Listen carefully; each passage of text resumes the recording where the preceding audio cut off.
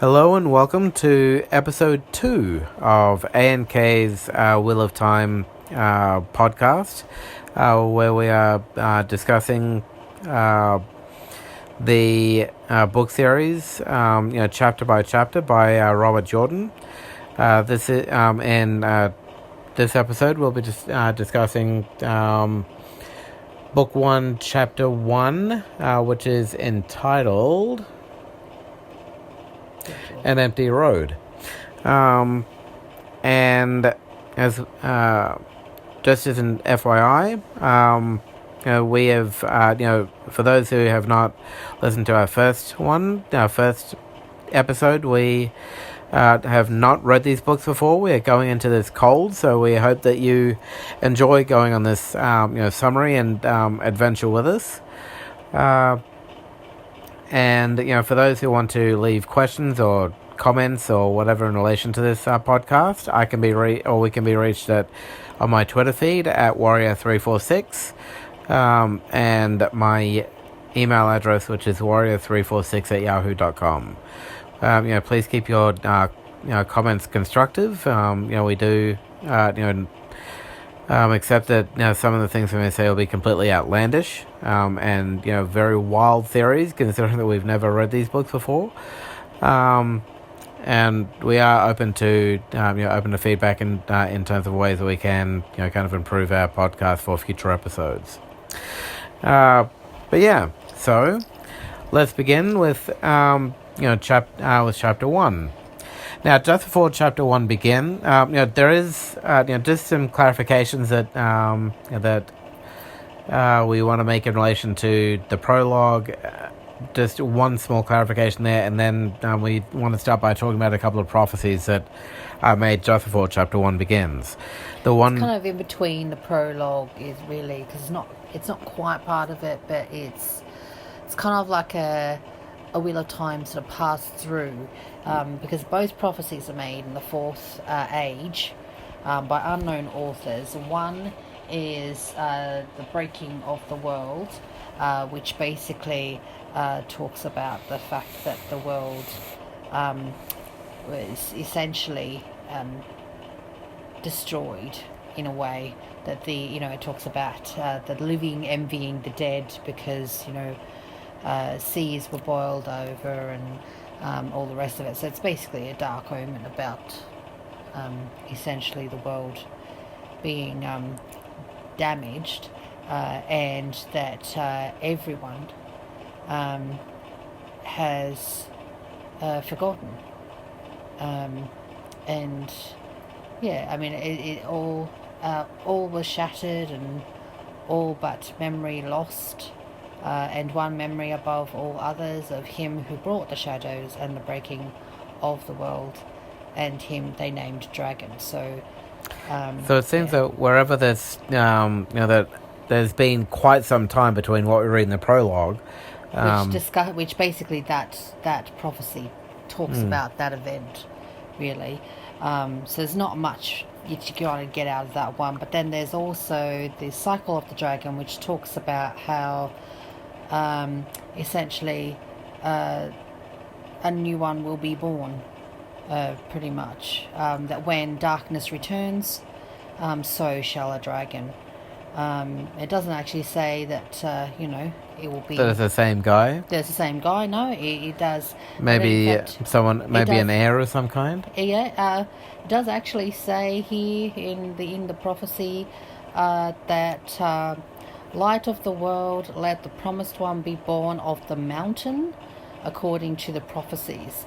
So it could be a lineage thing. It could be a lineage thing. So he could have a survivor that he may not personally have been aware of at the time, because in the prologue, obviously, he does talk about the fact that he could see his loved ones, his children, his wife, faithful servants, all dead, and even subjects. So yeah, there could be an illegitimate child somewhere along the line, possibly, or maybe someone managed to hide away a child somehow. Managed to protect him from what was going on. Yes. Either that, or he, as the prophecy says, literally gave birth to a child as a mountain. Well, That's a joke. I'm just saying. Like, yeah. the one other clarification or point that I neglected to make in the previous episode as well is just a comment in relation to the Dark Lord, or the leader of the bad guys, maybe, or whatever, is Well, he's being referenced as the Dark Lord, so Yeah. I imagine he's the leader. is referenced by the name of Shaitan. And whoever he is, he's certainly someone to be feared and respected, because initially when the betrayer of hope mentions his name, Telamon freaks out a little, says, "Don't say it. You shouldn't say the You shouldn't name." say that name, It's almost yes. It's almost Voldemort-like. Yeah. He who must not be named, kind of a thing. Has made an appearance in the Wheel of Time, so who knows? There may be some crossover. Maybe maybe where that- she got the idea from. Maybe. Because I'm fairly certain these books were written up Oh yeah, before no, Harry Potter. just a little bit. They predate J.K. Rowling's. Well, yeah. She could have things. gotten the idea of he who must not be named from that prologue, you know. Anyway, so we go into chapter 1, and Yes. with An chapter empty 1, we've got it's entitled "An Empty Road," and that's pretty much how we start with these two people, who it turns out to be a father and son, by the names of Tam and Tam's the father, Rand. and Rand's the son. Yeah, so yes. it's Tam Althor and Rand Althor. So Tam is the father and Rand is the son. Yeah. Traveling along this, I'm guessing it's like it's a country road, like at least that's what I'm picturing. Yeah, they're farmers. So rural kind of area. But they're it's like wine merchants because they were carrying wine. It was Yeah, or unloading casks. wine in casks. So I'm assuming it's wine or beer or something, some form of alcohol that Well, at they least use to ferment. Casks of some casks of some kind. Anyway, they're walking along this road and they're used to it being their wagon. with their wagon and their horse Bella. Love the name. And as they're walking along, just generally talking. Observations are made about just the even just the change of in the comparison between the last year when they made the track to this year when they made the track, where it's the world's a little darker. The birds aren't singing. It's very, very quiet. There's no life in the forest. It's not a good thing because it means that something's definitely around. And while he says he doesn't expect it, this is the son who's making the observations. You can tell. Well, I don't know. Just me personally, I could tell. Obviously, something's going to happen here. Someone's around, or something's going to attack, because the forest. Well, there's a even darkness when you're- of some kind. Oh yeah, because the forest, even if you, as a human, are there is still life in it. You can still hear birds from far away, but there's nothing. There's no nature making a noise at all. So it's quite ominous in some ways. And as they're walking along, Rand looks behind him, for a second, and sees, for a second, a man, dressed in black, on a horse. Well, it's not really a second, because he does get drawn in by it, and he's talking. He does describe this sort of. Obviously, he's freaked out by it, but It's almost Nazgul-ish. Yeah, he kind of he gets sucked in and he can't turn away, and it's not until he's walking backwards, right? So he turns around just to sort of check the back of the trail, make sure that there are no robbers and bandits, because obviously they have to look out for those things. Yeah. And he's walking backwards, and he spots this guy on a black horse, dressed in black, hooded. Can't quite see his face, but I can see a slight outline, and then he's ghoulish. Not only that, but also this sense of hate. Yeah, and really these really strong kind of He gets not the good feeling- feelings. But it's not just hate. It's like he wants to kill him. He sort of gets that feeling that this person actually means him active harm. Yes. And it's not until he almost stumbles on a rock or something, and he grabs over. Yeah, he grabs the horse's reins to steady himself, and he loses sight of him. That he's able to look away. So it's not even really him choosing to look away. It's an outside force. Yeah. That's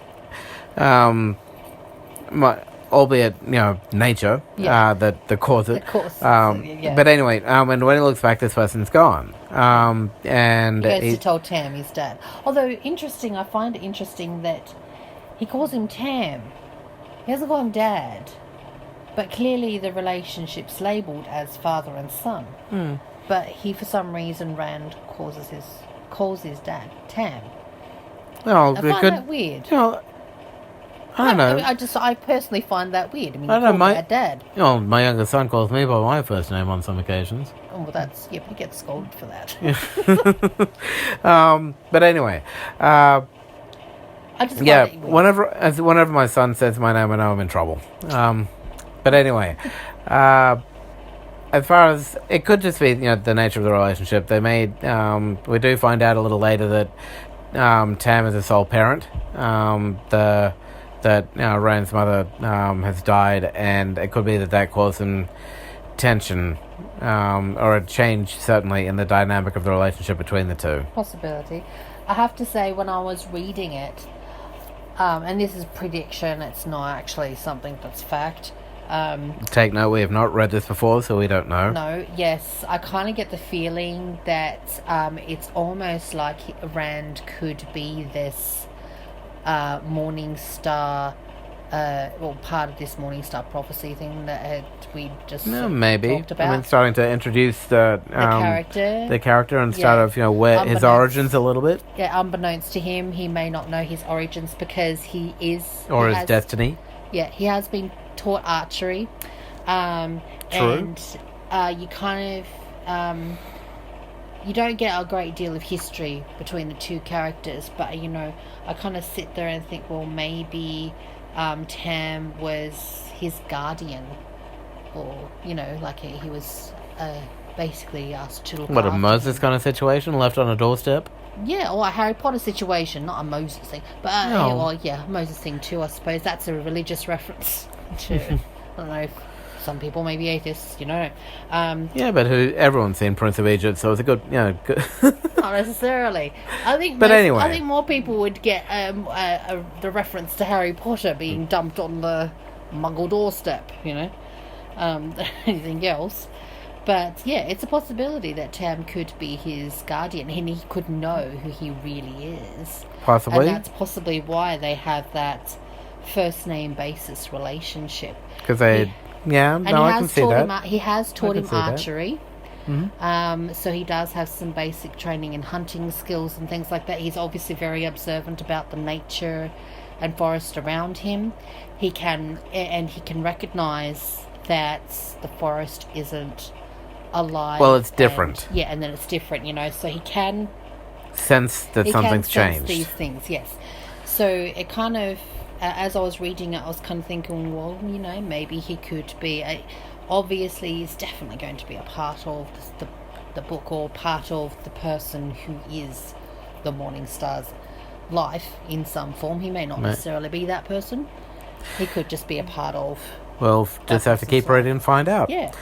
Anyway, as said, after this, he tells his father what he saw. His father says, I can go back and have a look if you want me to, but ultimately, Rand decides to drop it, and they just move on.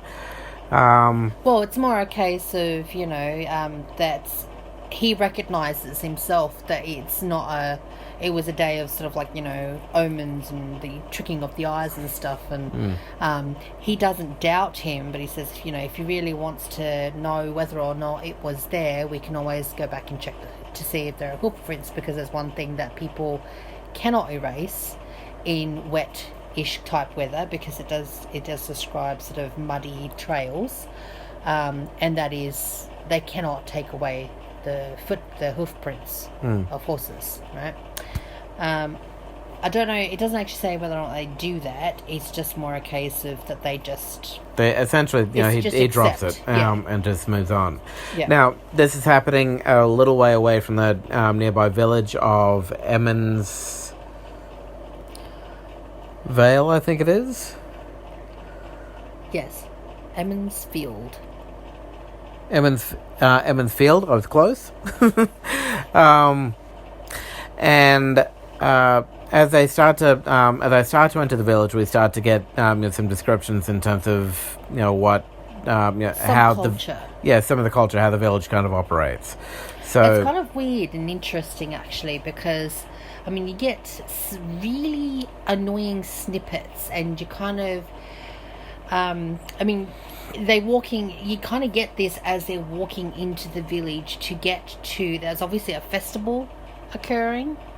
And as and that's why preparations for it, and that's obviously why they're bringing the meat. So obviously they're bringing this just as winter's ending. Is it winter ending? Yeah, it's kind of in the middle of. It's supposed to be ending, but it's going on longer than anticipated.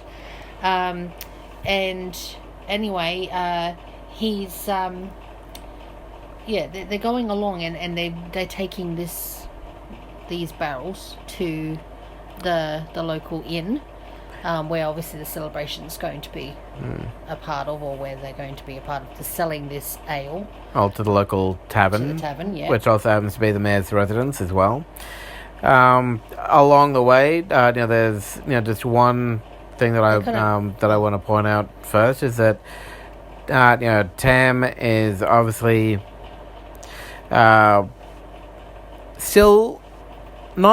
he's still middle-aged. While it doesn't specify what his age is specifically, he's still young enough to and the fact that he's a widow,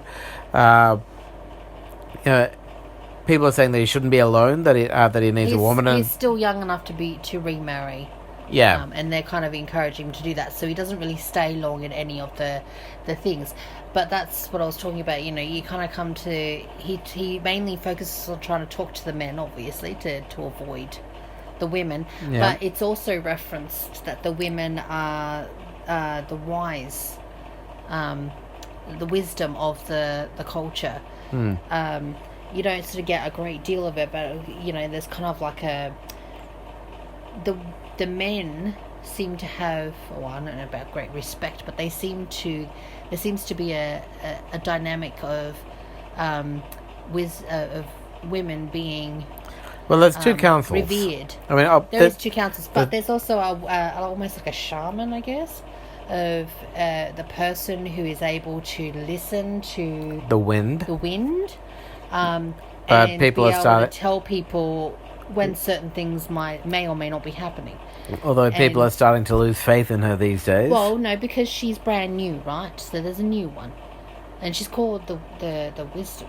Wisdom? Yeah. Yes, and she's whenever she's asked a question lately, she sort of runs off, which makes me think that it might not necessarily be because she doesn't want to answer them. It could potentially be that she's not getting answers, or that the answers are unclear, and so she's unable to tell them because she's unable to get it herself. Or it could be that they've stopped talking to her entirely from when they used to, because she's quite young.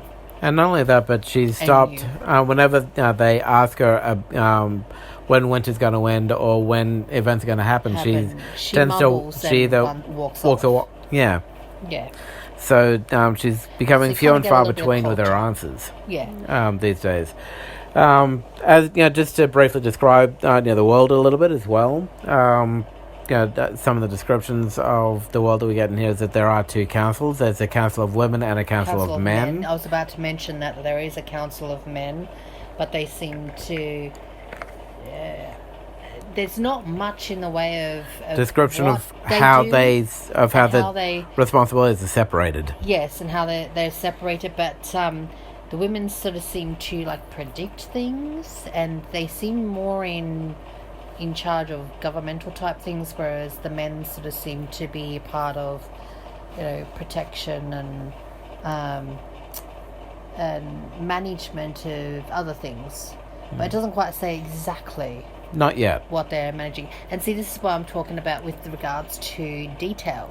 I mean, usually you get a little more description or explanation in how a piece of culture works. Like when you're walking into Diagon Alley, Harry Potter's being explained, what different things are. Not everything is explained. No, but you do find out what the different shops are, how the money works when he gets to Gringotts. Yes. And you don't really get glimpses that. of that with that series. But again, here, that is, I do agree with you that that again, it's good on description in some ways, but it's also lacking in some of the basics. Especially with regards to the culture. It's lacking in explanation there. I do, just as a couple of, as we're moving along, there's, two other, one minor event, and then one which, then, two others, that we'll talk about as well. The minor one is that there's, the setting up of a maypole, essentially, where the women are, putting up the maidens. Yeah. So they set up the pole, and if you recall,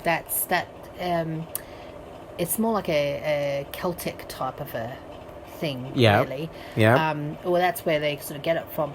And the maidens dance with the ribbons, and what happens is the eligible bachelors are supposed to, but they're also supposed to sort of really choose their mate, I guess. Those sorts of festivals. That's the Celtic type thing, but there seems to be that reference to that. Yes. So you sort of see that as they're walking along the road to get to this inn, there's So you get a small snippet of there being two sort of separate governing FYI, powers. the festival we're talking about here is the Festival of Beltane. Sorry, didn't mention that. Yeah, no. No. And these are just part of the preparations that are going on. There's also rumours of fireworks that are going to be happening, something which hasn't happened for quite some time with this festival. Yes. It's also supposed to, if I'm not too much mistaken, supposed to celebrate the end of winter, but because winter's going on a little longer than anticipated, they didn't want to move the festival because everyone's been anticipating it so much. And they arrive at this inn / the mayor's residence. Once... just before we move on to the inn itself... Go ahead. There's also a reference where, he stops and talks to this particular guy, Bran, I think it is. Oh, no. Bran the Wit. And he's talking about how he was complaining about the wisdom not being as well as what it used to be, and not being great, and and that it should be something said, kind of thing. And his wife comes out and hears what he's been saying, and obviously there's a lot of sort of they're supposed to be it's almost not revered, but they're obviously be well respected, because he's kind of like Tam sighs heavily and says, it's not our place, wit, the wisdom is women's business, kind of thing. So there's obviously a mindset that you don't question the women, or those women, the wisdom women, that they know what they're doing, and that your job is to just trust. So they're almost like shamans, from what I could see, because shamans were quite revered and quite respected. It could be in their cultures. It could also be something even simpler than that. I mean that put simply, us men know our place. We need to, the women always come first. Women are always right. Kind of like that joke that we saw where it says, do you want to be right or do you want to be happy? The guy on his wedding day where his father says, do you want to be right or do you want to be happy? And he says, I want to be right. And he kind of looks at him like he doesn't know what he's talking about. Because later on he says, Dad, I want to be happy. Not only that, but there's, again, this is my Star Wars geekiness coming out here, but... Oh my goodness, here we go. Okay. Yeah, don't worry, it's going to be frequently referenced. Oh, I know. But where Obi-Wan is meeting with his friend Dexter in Attack of the Clones, in the little cafe that to try and find out some information on this dart, and Dex is making a bit of a joke. I would think that you Jedi would respect the difference between knowledge and wisdom, and it could be that that's the difference between the men and women. The men may keep the knowledge while the women keep the wisdom. I mean, again, we'll see how this works in future chapters, I hope, to find out exactly how these two councils work and how the responsibilities are separated. But yeah. Anyway, we get to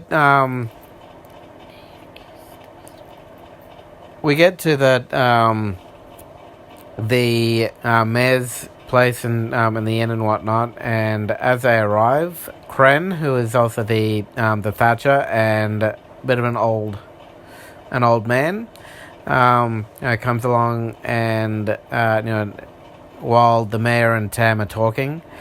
I find it funny here because they obviously when they're walking through the village, they sort of the village is kind of run down a bit from the winter, the hard winter it obviously has been, and he can see, like Rand obviously observes that the thatch is going to be needed for quite a number of them because some men are on the roofs inspecting the quality and the damage. Well, not the quality, but they're inspecting the damage that the winter has caused. And what I find slightly funny is that the Thatcher himself doesn't bother fixing his own roof. Fair point. I forgot about that. Nice pickup. I thought that was a funny little side note. It's like, it sounds like a potentially, I don't know, because I've not lived with a handyman, but sorry, dear. I have had people who do live with handymen, friends, who say, don't ever marry a handyman because they always do the work for when it's paid, but then when they start jobs in their own houses but they never finish them, kind of thing. That's sort of like, well, yeah, it was funny reference because it's like, it's like you don't want to bring your work home with you. But you kind of need to have you kind of need a roof over your head that doesn't leak. So I kind of found it a bit funny that the person who fixes the roofs doesn't actually fix his own. And anyway, so they get to this inn, and he comes along, and they're questioning. Well, there's a lot that happens in these conversations. There's kind of two conversations happening, really. Yeah. Because there's adults, Tam, the mayor, and Kren. Yes. Or Kren. And then Rain and his friend who comes along. Rand and his friend Matt. Come along. Having a second conversation. We'll start with Tam's. We'll start with Tam, the mayor, and Kran. That's so in that one, Rand starts. Initially, is kind of eavesdropping on this one, to start with, and the mayor makes comment that I guess is Bard. I mean, that's the way that that I would describe him. Yeah, he's like Bard. Someone who hasn't been to this thing in like 10 years or something. Is going to make is here and is going to be making an appearance at this festival of Beltane, and which really kind of pricks Rand's ears up because he's like, well, regardless of how pathetic the festival may be, the fact that he's this Bard guy is here, that it will be one that will be talked about for the next 10 years. Not too long after that comment gets made, Kran comes along and is giving all kinds of dire warnings. He's He's basically Nyava Elmira, who's the wisdom, the he's basically Wind Whisperer. complaining about her and her lack of information. Lack of years. I think it's more like it because he's sort of saying we don't need a wisdom like her. He specifically says she's just too young to be wisdom. So, it's kind of a bit of both. If the women's circle won't do something, then the village council has to. Okay, so obviously the village council is made up of. So that would be men. The government of some kind. A government of some kind. But there's a small sub-council of some kind called the Women's Circle, and we'll see. Again, we'll find out a little later, I suppose, how that operates. They got 13 books to explain this, so hopefully it won't take that long, but still. Yeah. But yeah, basically there's that whole conversation going on as well. And while we don't know too much about this wisdom person, Nynaeve, I think that's how you say her name. We do know that that of late, things have been a little off with her. And again, I guess we'll find out why in later chapters. I'm actually quite enjoying being able to discuss this, this way, because being able to voice all these, theories that I am so sure that as we keep reading about it, we're going to be reading, how the heck did we think that to start with? Probably. What were we smoking? Must have been, kind of inhaling something to kind of think that this person was Dragon Sun or whatever. But anyway, I look forward to seeing how our theories all pan out. But anyway, the other conversation is taking place between Rand and his friend Mat. Mat is also initially trying to get Rand to sneak off with him, to essentially go play with friends, but Rand, being the responsible one, is essentially saying, no, I need to stay here, help unload the cart with the wine. But he does confide in his friend about the dark figure that he saw, and finds that his friend had seen him too. And so kind of bolstered a little by that he wasn't seeing things. He thinks maybe we should tell someone. But Mat, my best description for Mat is that he's kind of like the Pippin of... Merry and Pippin, really, because they're a combo. Well, yeah. Actually, no, that's a fair description. I would say that. I'd say Rand would be Merry, and because he does seem to be a bit more responsible, and Merry I've always seen to be the responsible one of the two. To a point, as far as Merry can be like that. Well, as far as Merry can be responsible anyway, in his own Merry type way. But Pippin would be the one causing or inciting the trouble. Merry would go along with it, but Pippin would be the inciter, and that's the way that that I view these two, at least for now, because whenever anyone talks about Mat. If ever there's a line that got dropped in the mud, or if ever someone fell over a rock, Mat was the one who put the rock there, and Mat was the one who cut the line so the clothes would fall in the mud, or whatever. Yeah, and he basically a mischievous person. And he gets blamed for everything now. And so having him as a second eyewitness is not necessarily the best thing, because essentially that witness is tainted. Yes. Because he's saying, I don't think it's going to be the best support, because it might even end up being worse. Because now they won't believe me. Yes. So you just keep your mouth shut, man. I love you. I do, really. But just shut up. You're not helping. I appreciate that you've seen what you've seen, but yeah. And I am glad to know that there is someone else out there who has seen what I've seen. But in terms of telling people, I need someone else. And he seems to describe the same thing, not necessarily to the point of hatred and it's slightly weaker. It is, yeah. It's still as far as the emotional impact. Yeah, It's not a, like a I want to kill you type feeling that he got from this person, but he definitely still had Dark described vibes. the same. He described the same effects of not being able to look away And dark vibes and dark kind of vibes whatnot. and Yeah. stuff. Yeah. But the chapter comes to a close with them starting to unload the wine and taking it into the inn, into the mayor's house / inn that they've gone to.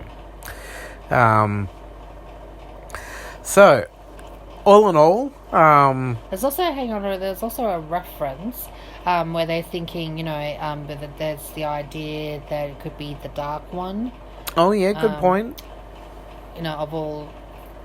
Of all people, and they're kind of like, I don't know, like they're kind of questioning that, They do kind of laugh that one off, and a they little kind bit, of though. laugh it off, because they're kind of thinking, What the heck with the Dark Lord Well, being what with in us? a small town hovel? Yes.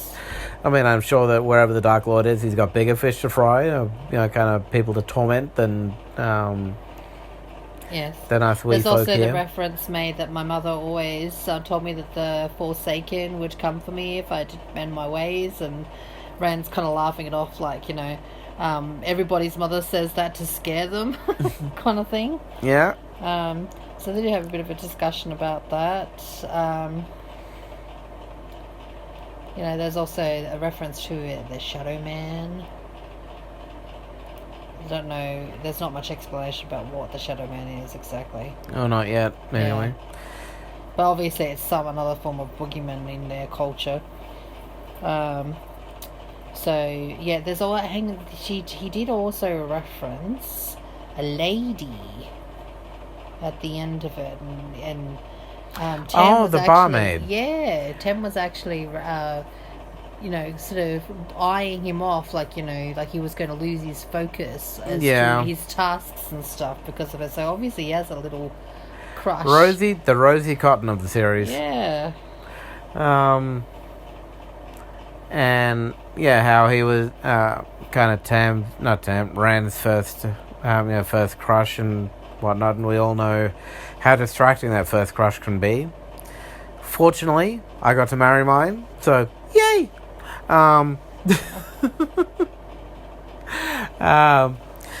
But yeah, and so he's obviously a young man still. I'm guessing in his teenage years, by the sounds. And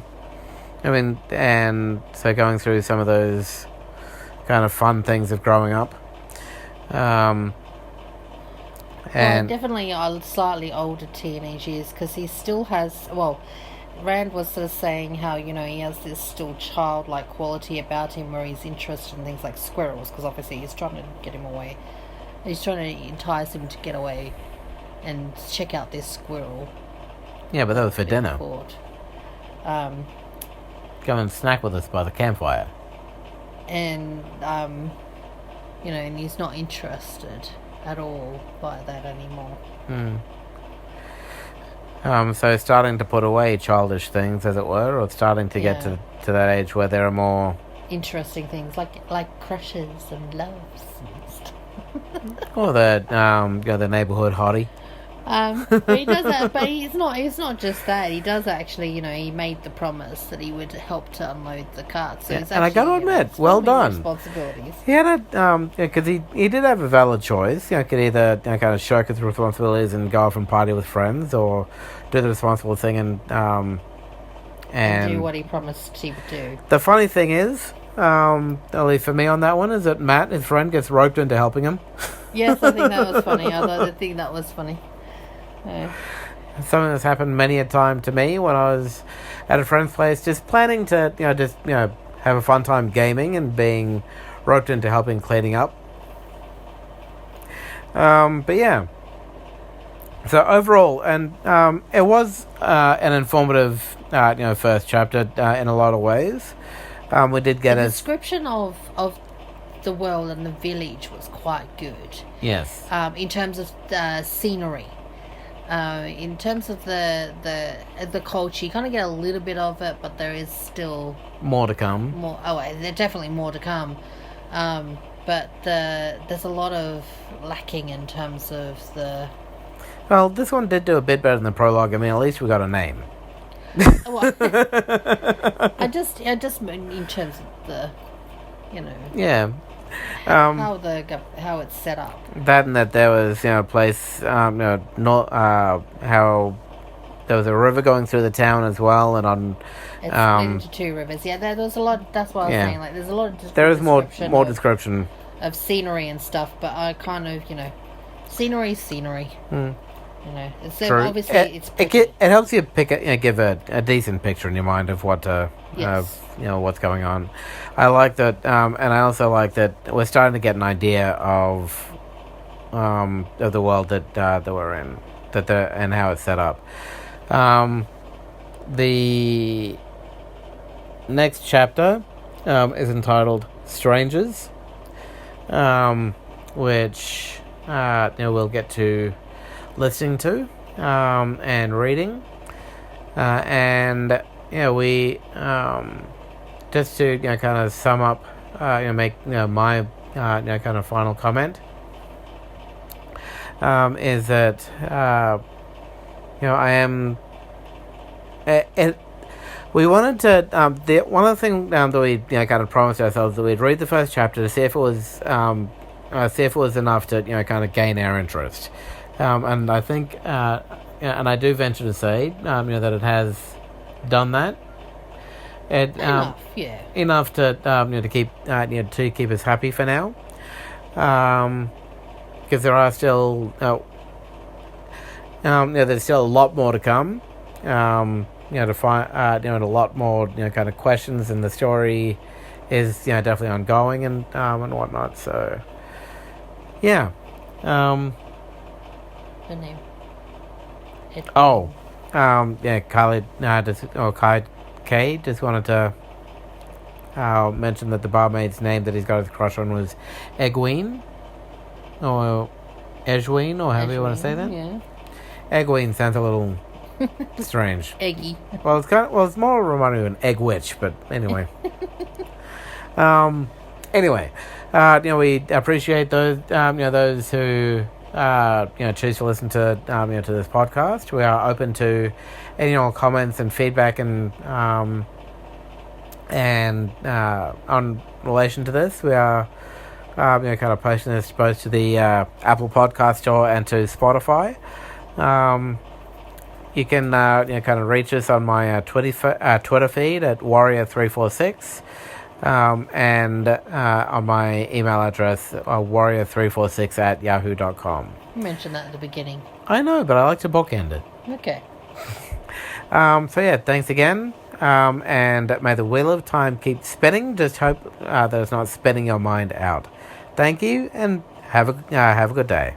Bye.